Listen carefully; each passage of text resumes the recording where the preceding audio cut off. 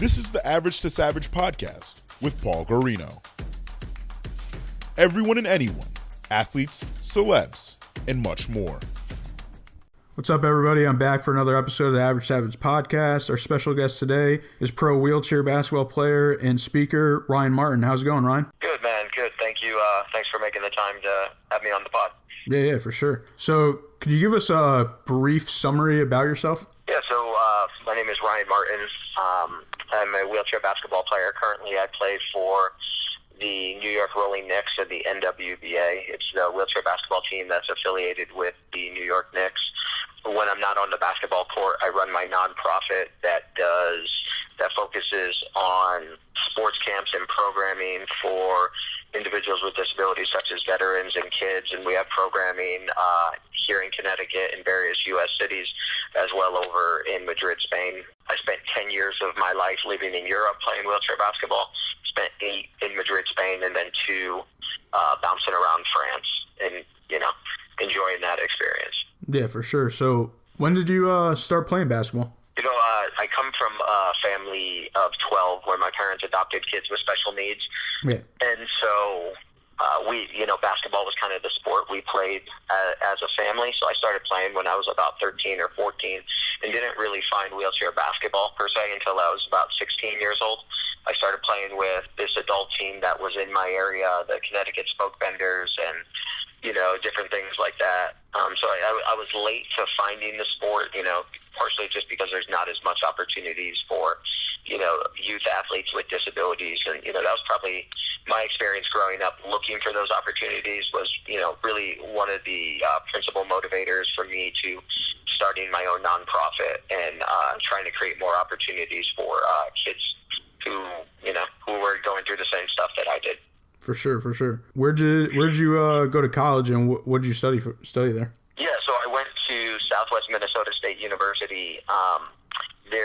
I think there's currently 15 universities that have collegiate wheelchair basketball, and they're spread out across the country. So I went on a basketball scholarship out there. I ended up getting my degree in secondary education with an emphasis in social sciences. Aside from offering me a scholarship, was highly regarded for their educational program in creating teachers and different things like that. So, and that's always been a passion. I think, it's something that I still do today, but it kind of finds itself more in, running programs as opposed to running classrooms. For sure. And you're from Connecticut, right? Correct. How did you end up at a school in Minnesota? There wasn't a lot of options. I wanted to play basketball, at the collegiate level, and I wanted to get a good education. And so for me, it was always I was always going to have to leave the state of Connecticut to do that, and then just when, I looked for, it's kind of like what we tell the kids in our program, you kind of know when you get there, if it's the right fit for you. And, when I visited campus and, met with the coaches and met with some professors and different things like that, it was just the right fit. It's a small rural bucolic university that, is 2 hours from the nearest airport, if you will. So, to kind of paint a picture of where it is, fondly I say they kill you with kindness up there. That Midwest values and different things like that. So it was a great experience. I wouldn't, it allowed me to be where I am today and definitely opened doors from the basketball perspective, being able to go play in Europe and now, being able to play on such a high quality team here in New York. For sure. So after college, you went immediately to pro basketball overseas? No, there was a gap a little bit. I moved down to Phoenix and I started playing for the Phoenix Wheelchair Suns, another NWBA affiliated team with ties to the NBA team. And, candidly, I was doing that. And, you don't make a lot of money. You don't make any money because it's all amateur sports. So the only money you make, if you play in the NWBA, might be through endorsements or speaking engagements and different things like that. So I actually was teaching full time while I was in Phoenix. And one of my good friends, in college roommates, had went right after undergraduate school to go play in Italy, and he was like, "Hey man, why don't you come out?" And lo and behold, he had set up this this tryout for me. So I'm freshly jet lagged flying from the U.S. over to Spain. had a tryout, played well enough in a tryout, got my foot in the door, so to speak, with a 1-year contract, and then just it kind of blew up from there. But I never anticipated, this, what wheelchair basketball would do for me as a individual person from a development standpoint, from a confidence standpoint, and different things of those natures, as well as having such a long, cup of coffee, if you will, living in Europe playing basketball. Yeah, for sure. So you said you played in Spain for 8 years. So did you play for like one team or multiple teams, or how was that?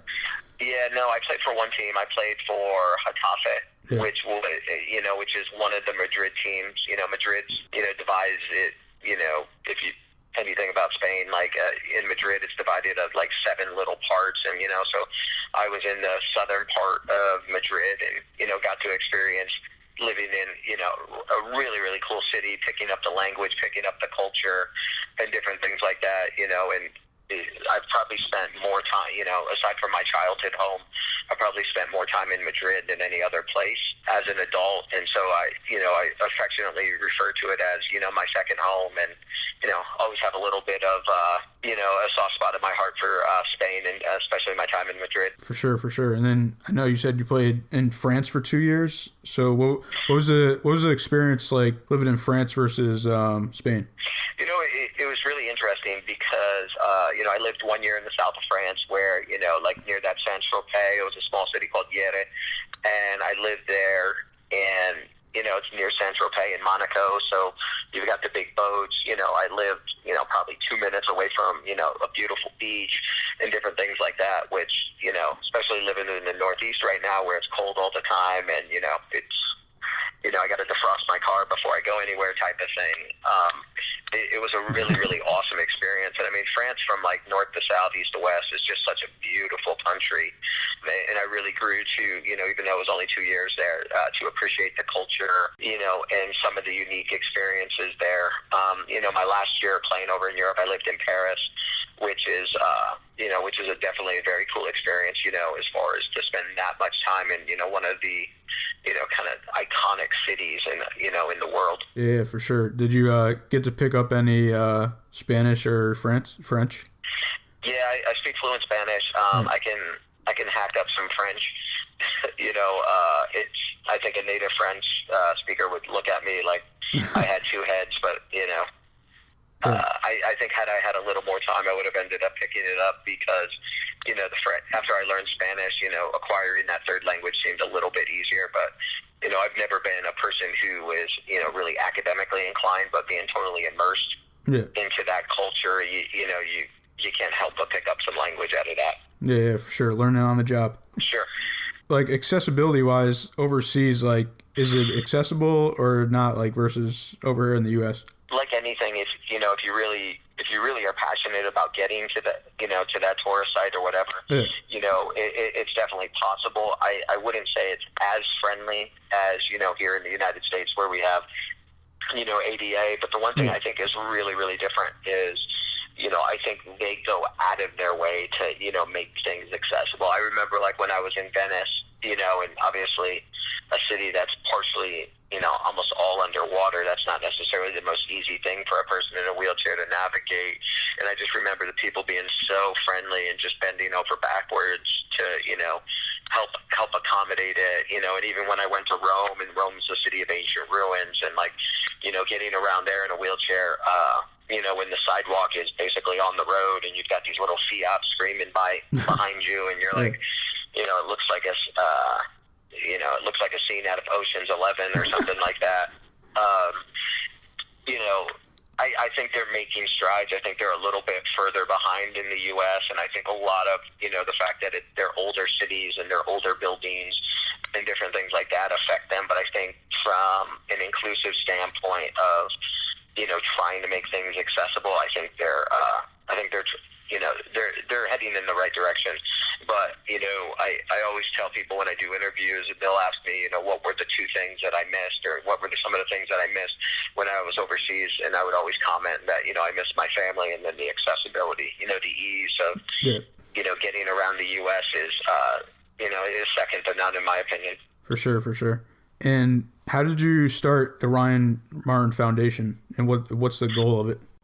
Yeah, I just realized that, my story of using adaptive sports and wheelchair basketball specifically was an awesome opportunity, right? And, you're talking about a kid who was has a disability and, was adopted and, had a lot of different challenges. And, adaptive sports always kept me focused. And, having a wheelchair basketball team did a lot for me. And I can't, just much like, sports does a lot for everybody, whether you're a person with a disability or not. And so I think I just really wanted to create that opportunity for more folks. I just wanted kids, I would see kids, who were like 10, 11, 12, or 13. And when I would be home in the summertime, they would be like, oh man, Ryan, I want to be like you. And I'm like, oh, that's awesome. Yeah, like, great, you can do it. And then I'm like, well, really, there's no vehicle or mechanism for that child to do that. And so, I felt compelled to do that just because, I think you just can't, in this world, you got to give back. You can't just take. Yep. And, this was my way of giving back for all the things that basketball has given me. Yeah, for sure. And what's like the yearly events or big events you guys run? Yeah, so we have two programs. We have one that runs in Madrid, Spain, Mm-hmm. and then we have one that runs here in Connecticut. And our Connecticut program is, has athletes from 5 different states. It's Connecticut, Mass, New York, Pennsylvania, and Rhode Island. We have athletes from all there, and so we do a series of camps in the summer months where it's either an introductory level or it's an advanced level for some of our advanced athletes. And, the whole idea is we just want to give them that opportunity and show them what the sport can give them. And we go ahead and do a similar model, a truncated model in Madrid, Spain, where we do a couple of different clinics and camps during the summer months. And then during the regular year, we have folks out there who run the program, and we advise from here in the U.S., and I'll go over a couple of times a year to make sure everything's, kind of up to our standard of how we would like the program under our umbrella to be run. And so it's been great. Kids get to participate in year-round basketball, whether they're joining a junior league and playing against teams from other cities like Philly, New York, Virginia, Baltimore, or they're just getting, that opportunity to participate in camps and just find the sport for the first time. I think my favorite part of what we do is, when you get a kid in a wheelchair for the first time who's 8, 9, 10 years old, who's never seen the sport, and they get in a chair and their face lights up, right? Because they know they found something that, whether they knew it or not, at 8 or 9 years old, but it's going to give them something that they've been missing, that chance to, just play. For a lot of our kids, especially the younger ones, there's a lot of challenges and a lot of hurdles in their place, and we want basketball, to be kind of this vehicle for, inclusion and opportunity and different things like that. So, when we get a new kid into a chair and they get, they're out on the court and they don't want to leave practice because, well, they finally found something, that's the benefit, and that's the best part about what we do. Yeah, for sure. That's awesome. I saw a former NBA player and UConn head coach Kevin Ali at a lot of your events, and I was just trying to figure out how that all come about. Yeah, so KO is a good buddy of mine, and he's been a really good supporter of all the stuff we've done with my nonprofit, and I've helped out with some of the stuff that with his nonprofit endeavors and some of the charity stuff that he does. But that's a genuine thing. I knew KO when he was working out at 6 o'clock in the morning at LA Fitness Gym. While he was a 12th man on NBA rosters. Still trying to play basketball at that level. And we struck up a friendship, and he's been super supportive. Especially as I've transitioned from somebody who is trying to build my brand beyond just basketball and impact communities in a positive way. He's been good. I can just fire him a text message and, just ask him random questions. And I truly appreciate his support. But, I think the one question people ask me, they're like, well, how genuine is that relationship? And, I consider him a friend first and foremost.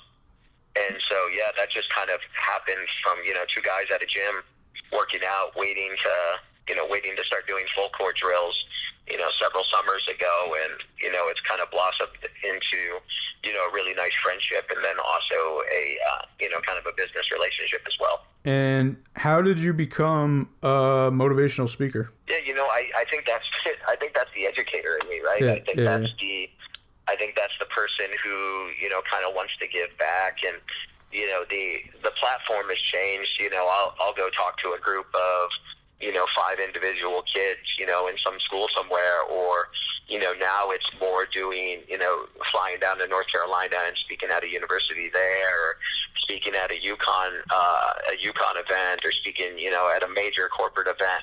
It's kind of grown a little bit, and, my message has changed a lot. I speak on the importance of, inclusion in the classroom and in the workplace for individuals with disabilities. I tell a lot of my story, mm-hmm. as well as, what we're doing for the foundation side of things as well. And so it's, but I think that is definitely the teacher in me who, and part of the whole idea of me wanting to give back and just kind of, provide some wisdom, if you will. For sure. What do you like to do in your free time when you're not speaking or playing basketball? I run the day-to-day operations of an international nonprofit. There's not a lot of free time, my friend. I think I'm like everybody else. I like to spend time with family. Obviously, coming from a family of 12, anytime I can, just kind of disconnect and spend time with, my nieces or nephews, or, my siblings is always great.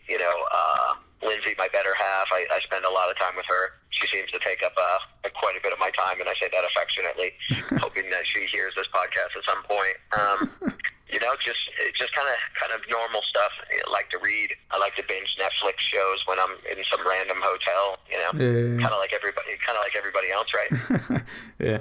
You ready for some fun questions? Yeah, let's go. All right. So if you weren't a pro basketball player, what do you think you'd be doing? I think I kind of already know the answer. Yeah, I think I would be teaching somewhere. That was an easy one. Yeah, that was a low hanging fruit. Thanks for a softball on the start there. And what's on your music playlist right now? That's a great question. As I had my iPhone in my hands, I'm really big into podcasts. Yeah. And a lot of my music selection is kind of like rap music, just for like workout music. Yeah. I'm pretty eclectic. I can get with any type of music, with probably the exception of country music. So I hope you don't have a lot of country listeners on your podcast following.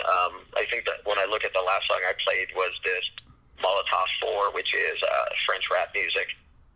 So like I said, I'm pretty eclectic, but I spend more time listening to podcasts and stuff like that. And if it's music, it's usually rap music. Definitely have to agree with you on the country music too.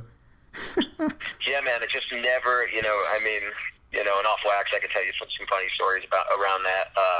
But yeah, never really got into it, and quick to change the station if that's what pops up.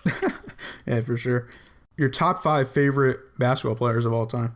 Hey, is it okay to count myself? Yeah, why not? Yeah, all right. So I'm going myself first and foremost. And then I'll bounce around. I think Kevin Garnett, just because I love the passion that he played with. Yeah. As well. I would be remiss. I would say, my college teammate who's made multiple Paralympic games, Josh Turek, has always just really impressed me as a basketball player. I would say, Pat Anderson, who's, considered the GOAT of our sport for wheelchair basketball as well. He's unreal to watch what he can do in a wheelchair and different things like that. So I would say for sure that would be 4. And then like Saturday night I was at MSG and I got to see Giannis play in person. And man, that guy's something else too. So if you give me more than 5, I can sit here all day and listen to him. But that's my 5 off the rip right there. All right, I like it. And what are your goals for 2019? Yeah, my goals for 2019, I'd like to see us repeat as champions. Last year we were able to win the championship with the Knicks, and I'd like to see that. I'd like to see us be able to repeat, which is going to be a challenge. I think, the bullseye is clearly on us now if it wasn't on us before. And I think, in sport, it's easy to win once. It's easier to win once, but to get over that mountaintop a second time will be really interesting to see. For sure. Well, I appreciate you coming on the show, and could you tell the listeners where they can find you on social media? On Instagram and Twitter, it's RyanMartin06. And then on Facebook, I don't know, how does it work on Facebook? Isn't it just Ryan Martin? Yeah. Yeah, just Ryan Martin. And then the foundation page. Yes, that's it. And then the foundation page, is RyanMartinFoundation.org. And any, inquiries or questions about how that all works, my contact information is definitely there as well. For sure. Well, appreciate you coming on, and hope you have a good day.